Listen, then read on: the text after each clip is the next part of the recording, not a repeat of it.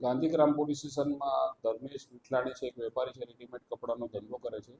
તેમને બીએનએસ કલમ 316(5) 54 મુજબની ફરિયાદ આપેલી છે. તેમાં હકીકત એવી છે કે શબ્બીર કાસમાણી છે, અગાઉ તેમના ત્યાં કામ કરતા હતા અને એમના ભાગીદાર છે આસિફ લાખાણી.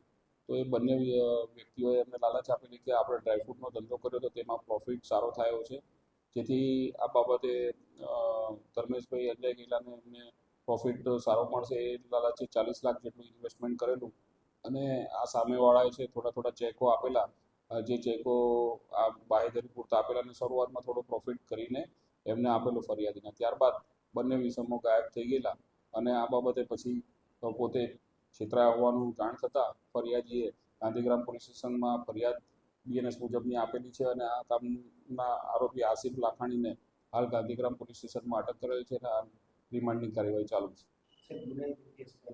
બંને આરોપી વિરુદ્ધ ગુનાહિત ઇતિહાસ શારીરિક ગુનાઓના બાબતનો છે, શરીર સંબંધી ગુનાઓ છે.